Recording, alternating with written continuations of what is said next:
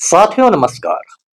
पटना बिहार से मैं Amitabh Kumar Das, IPS 94 batch, और आप देख रहे हैं मेरा अपना यूट्यूब चैनल दास बोले बिंदास। साथियों, इस चैनल में मैं आपको ऐसी जानकारियां भी देता हूं जिनको जानना जरूरी है, लेकिन जिनको ज्यादातर लोग नहीं जानते। तो आज मैं आपको बताऊंगा कि पंजाब के एक पूर्व डीजीपी पर अपने ही बेटे के कत्ल का इल्जाम लगा है। इस पूर्व डीजीपी का नाम है मोहम्मद मुस्तफा, और ये वीडियो आप आखिर तक दिल थाम कर देखिए। साथियों, कहानी शुरू से शुरू करते हैं। पश्चिमी उत्तर प्रदेश में, वेस्टर्न यूपी में एक डिस्ट्रिक्ट है सहारनपुर। सहारनपुर में एक गांव है हरदा खेरी। ये मोहम्मद मुस्तफा जो है, ये इसी गांव के रहने वाले हैं। मुस्तफा सर सन 1985 में आईपीएस के लिए चुने गए, इंडियन पुलिस सर्विस के लिए, और उन्हें पंजाब कैडर मिला। मोहम्मद मुस्तफा पंजाब आए और तरक्की करके वे डीजी के पद पर पहुंचे और फिर डीजी होकर रिटायर कर गए। उनकी बीवी का नाम है रजिया सुल्ताना, और वो पंजाब की एक बड़ी कांग्रेस लीडर है। जब पंजाब में कांग्रेस हुकूमत थी तो रजिया सुल्ताना वहां मिनिस्टर हुआ करती थी। वो मलेर कोटला से एमएलए चुनी जाती थी। मलेर कोटला पंजाब का अकेला मुस्लिम बहुल जिला है, यानी कि पंजाब का अकेला डिस्ट्रिक्ट है मलेर कोटला, जहां मुसलमानों की मेजोरिटी है, मुसलमानों की अक्सरियत है। अब ये जो मोहम्मद मुस्तफा और रजिया सुल्ताना है, इनके दो बच्चे थे, एक बेटा अकील अख्तर और बेटी निशात अख्तर। तो जो बेटा था अकील अख्तर, वो वकालत किया करता था, वकील था। अभी 16 अक्टूबर को, यानी कि आज से 6 दिन पहले, हरियाणा के पंचकुला में अकील अख्तर की लाश मिली। वो मरा हुआ पाया गया। उम्र सिर्फ 35 साल थी।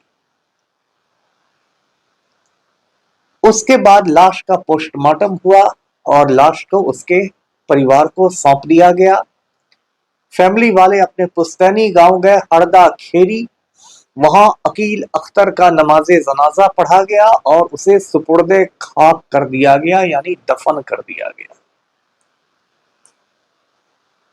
बात आई गई और हो गई, लेकिन एक दो रोज के अंदर ही चौधरी शमशुद्दीन नाम का एक शख्स पुलिस के पास पहुंच गया एक वीडियो लेकर। ये वीडियो इसी साल 27 अगस्त का था और इस वीडियो में अकील अख्तर को दिखाया गया था। वीडियो में अकील अख्तर बहुत चौंकाने वाले इल्जाम लगा रहा है। 16 मिनट का ये वीडियो है और इसमें अकील अख्तर कहता है कि मेरे जो डैडी हैं, मेरे जो पापा हैं, यानी मोहम्मद मुस्तफा, उनके गलत रिश्ते, अवैध संबंध मेरी वाइफ के साथ है, यानी अकील अख्तर की वाइफ के साथ है। यानी मोहम्मद मुस्तफा के गलत संबंध अपनी बहू के साथ हैं, डॉटर इन लॉ के साथ। और अकील अख्तर कहता है कि इस मामले में उसकी जो माँ है यानी रजिया सुल्ताना, उसकी जो बहन है यानी निशात अख्तर, और अकील अख्तर की खुद की पत्नी, ये लोग सब लोग मिले हुए हैं। और इसमें अकील अख्तर ने ऐसी बहुत सारी बातें कही हैं। उसने कहा कि मुझे ये लोग झूठे मामलों में फंसाते रहते हैं, मैं एक नॉर्मल आदमी हूं, लेकिन मुझे जबरदस्ती ये लोग रिहैब में भर्ती कराते रहते हैं, मुझे मरीज बताते हैं, ये बताते हैं, वो बताते हैं। तो इसके बाद ये जो मौत का मामला था, ये अचानक खून के मामले में, कत्ल के मामले में तब्दील हो गया। और चौधरी शमशुद्दीन के ही बयान पर पंचकुला में एक मनसा देवी कॉम्प्लेक्स थाना है, उस पुलिस स्टेशन में एफआईआर दर्ज किया गया, प्राथमिकी दर्ज कर दी गई, जिसमें 4 लोग अभियुक्त बनाए गए, एक्यूज्ड बनाए गए। मोहम्मद मुस्तफा, उनकी बीवी रजिया सुल्ताना, मोहम्मद मुस्तफ़ा की बेटी निशात अख्तर और अकील अख्तर की पत्नी यानी मोहम्मद मुस्तफ़ा की बहू, पुत्र वधू। और इन लोगों पर बीएनएस की 2 धाराएं लगाई गई, भारतीय न्याय संहिता की 161 सॉरी 103 और 61। 103 का मतलब है मर्डर का इल्जाम, कत्ल का इल्जाम, और 61 का मतलब है सेक्शन 61 क्रिमिनल कॉन्स्पिरेसी, यानी हिंदी में कहें तो आपराधिक षड्यंत्र। यानी ये जो मुकदमा कायम किया गया थाना में, इसमें कहा गया कि एक साजिश करके इन 4 लोगों ने मिलकर अकील अख्तर का खून कर दिया। अब ये मामला पूरा कहे कि सनसनीखेज हो गया। बताइए, एक रिटायर्ड डीजीपी जो कितना सीनियर आईपीएस ऑफिसर था, उस पर अपने बेटे के ही कत्ल का इल्जाम लगाया जा रहा है। ये मुझे लगता है हिंदुस्तान की तारीख में पहली बार हुआ होगा, भारत के इतिहास में। उसके बाद आनंद फानन में एक एसआईटी का गठन हुआ, स्पेशल इन्वेस्टिगेशन टीम का, और एक एसीपी यानी असिस्टेंट कमिश्नर ऑफ पुलिस को जिम्मेदारी दी गई इस पूरे मामले की तफ्तीश करने के लिए, इस पूरे मामले के इन्वेस्टिगेशन करने के लिए। अब इसके बाद कुछ और भी अजीबोगरीब मोड़ आ गए। इसके बाद एक उसका दूसरा वीडियो अकील अख्तर का मिला। ये वीडियो 3 मिनट का ही वीडियो है, लेकिन इसमें अकील अख्तर कहते हैं कि मैंने पहले जो अपने परिवार पर इल्जाम लगाए थे, आरोप लगाए थे, वो गलत लगाए थे और मेरी दिमागी हालत ठीक नहीं थी, इसलिए मैंने लगा लिए थे। मेरे परिवार वाले मुझे बहुत मानते हैं, मुझसे बहुत मोहब्बत करते हैं, ये वो। तो अब ये मामला और पेचीदा हो गया। अब जो मोहम्मद मुस्तफ़ा सर है, उनका कहना है कि उनका बेटा जो है अकील अख्तर, वो ड्रग एडिक्ट था, यानी उसको मादक द्रव्य लेने की आदत हो गई थी।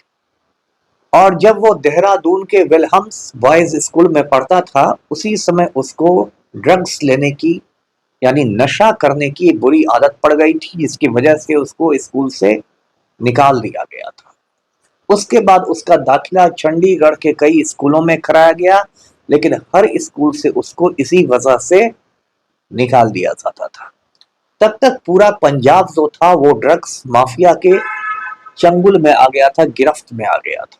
मैं आपको बता दूं कि पंजाब में 10 बरस तक बीजेपी और अकाली दल की सरकार रही थी, और उस समय पंजाब का रेवेन्यू मिनिस्टर था, राजस्व मंत्री था विक्रमजीत मजीठिया, जो अकाली नेता सुखबीर बादल का साला था।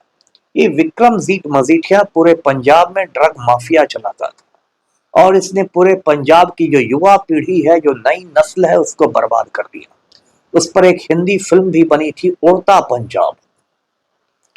तो पूरा पंजाब जो इस नशे की गिरफ्त में आ गया था, और डीजीपी साहब का जो बेटा था अकील अख्तर, वो भी नशे का आदी हो गया था, और एक से एक वो खतरनाक ड्रग्स लेता था। जैसे आइस नाम का एक खतरनाक ड्रग्स होता है, वो लेता था। और डीजीपी ने बहुत बार कोशिश की लोगों को पकड़ने की, धरपकड़ करने की, लेकिन वो इसमें नाकामयाब रहे। 2 को पकड़ते थे, कोई तीसरा निकल जाता था, और उनके बेटे को नशीली दवाएं मिलती रही। और नशे की हालत में एक बार उनके बेटे ने अपने घर में आग भी लगा दी थी, जिसमें जलने से घर का बहुत नुकसान हो गया था। मुस्तफ़ा सर का यह भी कहना है कि उनका जो लड़का था अकील अख्तर, वो धीरे धीरे सीजोफ्रेनिया का शिकार हो गया। अब आप कहेंगे कि सीजोफ्रेनिया क्या होता है? तो सीजोफ्रेनिया सबसे गंभीर मानसिक बीमारी होती है, सबसे सीरियस मेंटल डिजीज होता है, और एक तरह से लाइलाज बीमारी है। आप जानते होंगे बिहार के एक बहुत बड़े गणितज्ञ थे, बहुत बड़े मैथमेटिशियन थे, वशिष्ठ नारायण सिंह। उन्होंने अमेरिकन अंतरिक्ष agency, American space agency NASA में भी काम किया था। वो बिहार में मैट्रिक एग्जाम के टॉपर रहे थे, लेकिन बाद में वशिष्ठ नारायण सिंह को शिजोफ्रेनिया की बीमारी हो गई, और फिर उनकी पूरी जिंदगी तबाह हो गई। अभी कुछ साल पहले वो गुजर भी गए।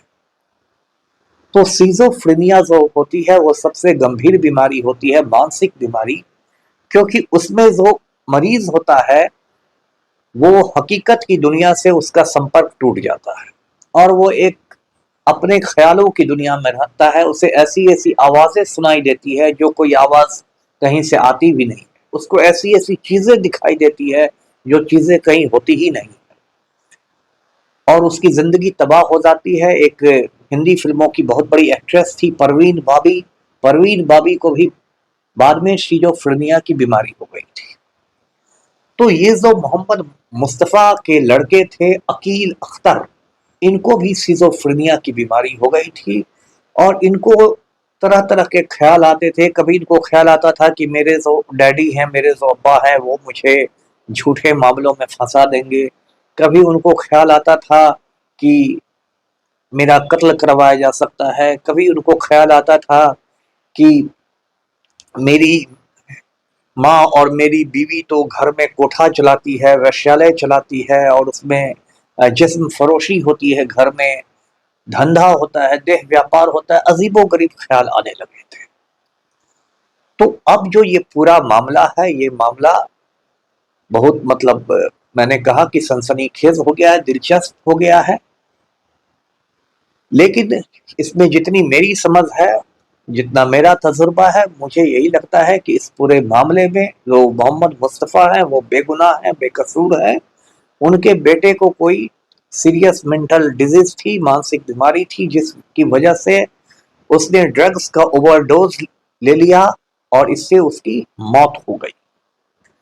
और मौत के बाद जो उनके राजनीतिक विरोधी हैं, चूंकि रजिया सुल्ताना इनकी बीबी कांग्रेस की नेता है पंजाब में, तो इनके जो विरोधी हैं वो इनको फंसाने की कोशिश कर रहे हैं। ये जो चौधरी शमशुद्दीन है जिसके बयान पर एफआईआर हुआ है, ये चौधरी शमशुद्दीन मलेर कोटला के एमएलए जमीलुर रहमान का पहले पीए हुआ करता था। आम आदमी पार्टी से जुड़ा था, लेकिन बाद में इसको आम आदमी पार्टी ने निकाल दिया पार्टी से। तो चौधरी शमशुद्दीन भी थोड़ा संदिग्ध आदमी है। अब देखिए इस मामले में आगे आगे क्या होता है। अभी इस बात की कम संभावना है कि मोहम्मद मुस्तफ़ा सर और उनके परिवार वालों की गिरफ्तारी होगी, क्योंकि अभी पुलिस के पास कोई पुख्ता सबूत नहीं मिले हैं। लेकिन फिर भी मुझे लगता है कि मुस्तफ़ा सर और उनकी बीवी को, बेटी को, बहू को, इन सब को पंजाब हरियाणा हाई कोर्ट से एंटीसिपेटरी बेल ले लेना चाहिए, अग्रिम जमानत ले लेनी चाहिए, क्योंकि मामला संगीन है, खून का मामला है, हत्या का मामला है। इन लोग को अग्रिम जमानत पंजाब हरियाणा हाईकोर्ट से ले लेनी चाहिए। तो वीडियो आज का यहीं तक था। वीडियो को लाइक करें, शेयर करें, चैनल को सब्सक्राइब कीजिए। धन्यवाद। जय हिंद।